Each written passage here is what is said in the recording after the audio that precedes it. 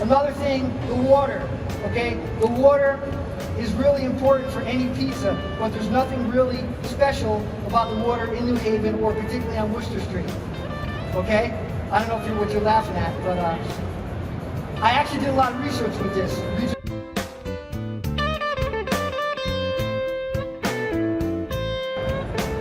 I have 45 minutes to get through a bunch of stuff. Here's what's going to happen. I'm going to tell you a little bit about myself. I'm going to tell you a little bit about the Haven style pizza history. Then I'm going to go over the dough and the sauce. I have all the information you guys are going to need to make this either at home or in your pizzerias. And I've got cards. You can email me. I'll help you out as much as I can. But I'm going to start going quick. I started making pizza when I was 12 years old at my church carnival. I actually started making pizza feet, which is fried dough for those that don't know that. So this little old Italian lady, off the boat immigrant, Mrs. Slavy, she talking like this, she walking like this. She told us how to do everything. How to make the dough, the sauce, how to grind the pecorino, all that kind of good stuff. That career lasted from 12 to 16. At 16, I discovered something I love more than making pizza. Anyone possibly have an idea what that might have been? Music. Girls. So I stopped doing that when I was about 16 years old. Fast forward, 2012, I started Fired Up Pizza Truck.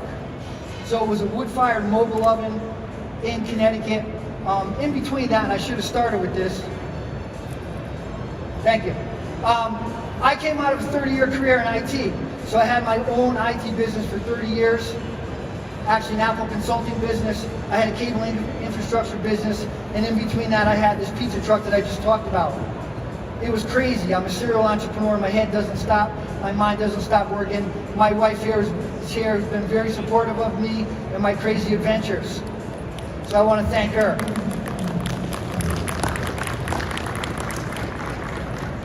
So what happened with the pizza truck, as everyone asked me, is it was super successful, but the problem is I had 2 other businesses at the same time. So my wife politely sat me down and said, hey, 1 of 2 things has to happen. Either A, one of the businesses go, or B, we go. So after long thought of about 5 minutes, I decided it was cheaper to keep her. So I stopped doing the pizza truck.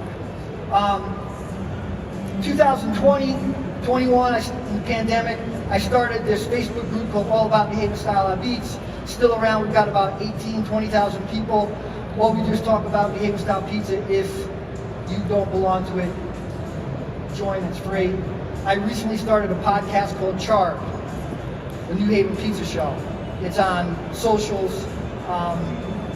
2 years ago, I basically walked away from my IT business. And the best way I can describe it is I went from making a lot of dough to a little dough, but I'm much happier. So that's kind of how I got here. One night, I was sitting in my Archie Bunker chair, which is what I call my leather chair that my wife wants me to get rid of, but I don't want to get rid of it. And I said, hey, what do I love to do? And there's 3 things I love to do. 1, I love to talk. 2, I love to teach. And 3, I love New Haven style pizza. So I married those things together, and I started New Haven Pizza School. Without going into a long story about it, it's been something that I was doing in my 2.0 career of kind of relaxing and doing something that I love to do. It's basically a full-time job. I do brick and mortar classes, I do team building, I do consulting, but the point being is never in a million years did I ever think that I would have A, my own pizza school, or B, something this successful so quick down the line. That's all I'm going to say about myself, just to give you some background of where I came from, who I am. Quick education about New Haven pizza. Let's see. Oh, they must have grown wings. All right. Switch up gears. 2 things we're not going to talk about in this class. Okay? We don't use rolling pins, New Haven Pizza School, or New Haven Pizza in general, and we don't put pineapple on our pizza. I know out west here, pineapple's a big thing, but we're not doing that in this class. So no rolling pins, no pineapples, and no fake cheese either. New Haven Pizza came to New Haven because there was a mass immigration from Italy to the United States. The immigrants came to the United States because it was an interesting thing. They needed work and we had work.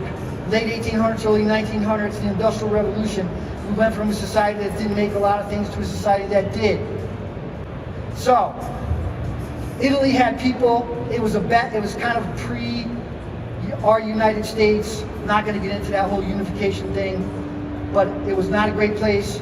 The United States was a great place, and it gave them the best opportunity for them and their families. They come over here to work in the factories. Long story short,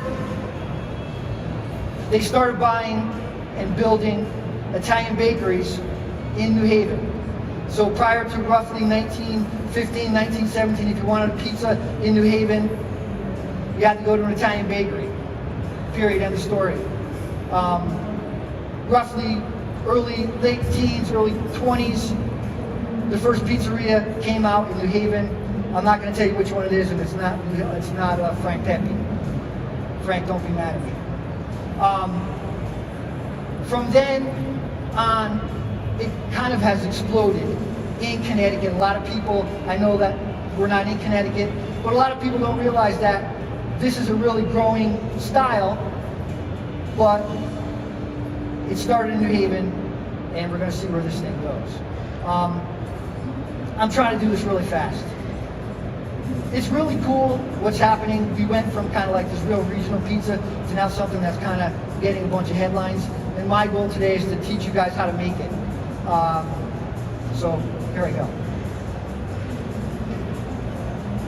All right, first thing we're going to do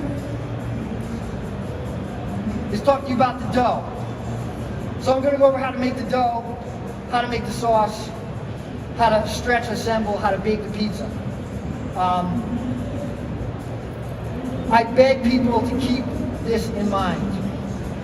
When the immigrants that came over here were, and I love my immigrants, but they were simple people, they were not educated. They had a very simple recipe. A lot of people look for a secret recipe, which doesn't really exist. And I'll give you one thing that I used to do. So I grew up in the 80s, and New Haven downtown has a lot of places that you can drink. So I used to drink, I used to go down there and hang out with my friends. On my way home, a couple, 2-3 times, and this was before cameras and the internet and all the other crazy stuff, I went dumpster diving, which means I went through the dumpsters at some of the more famous places. And I wasn't looking for the recipe, but I was looking for what they used, which was important to me because I'm a detail guy. And here's the thing. You can try to complicate this, but I pray that you don't. The thing that people get wrong the most is bread flour. Bread flour, soft water, which means not hard, no magnesium, no calcium, salt, sea salt or kosher salt, and yeast. I use IDY. I know a lot of people that want to make this in their pizzerias are going to use baker's yeast or cake yeast, and I'll get into that. Couple things before I go any farther because I forgot.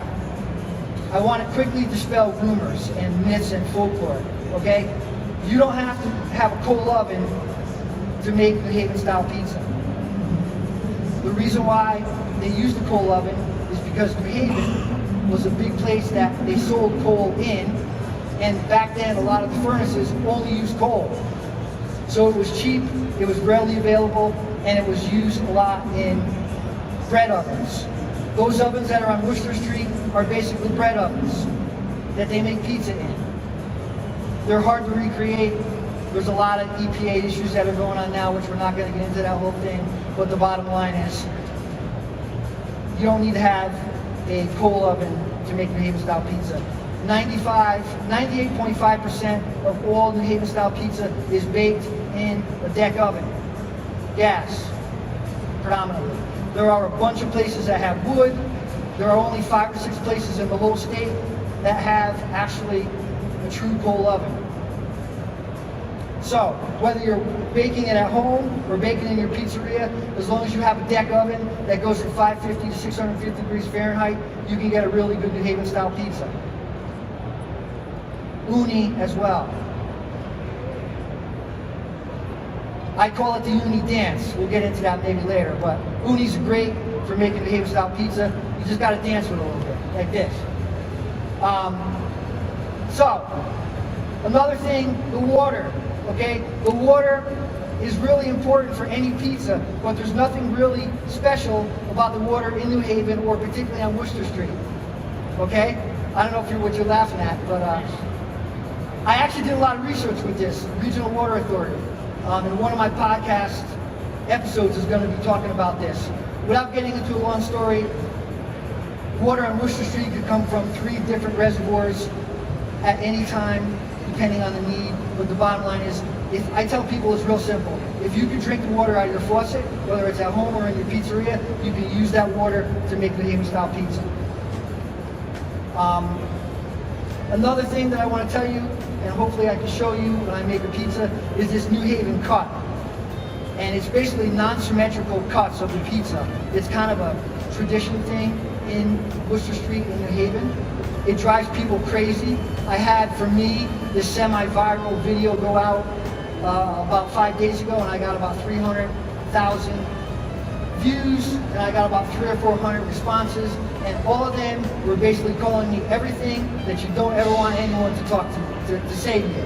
And my wife gets upset, and I'm like, well, the more people that respond, the better it's going to be, which is why it's in the hundreds of thousands. But we cut our slices traditionally non-symmetrical, and the thought process is everyone at the table has a slice. So if you have a little slice this big, that's the Weight Watcher slice. If you have a big slice this big, that's the Gabon slice.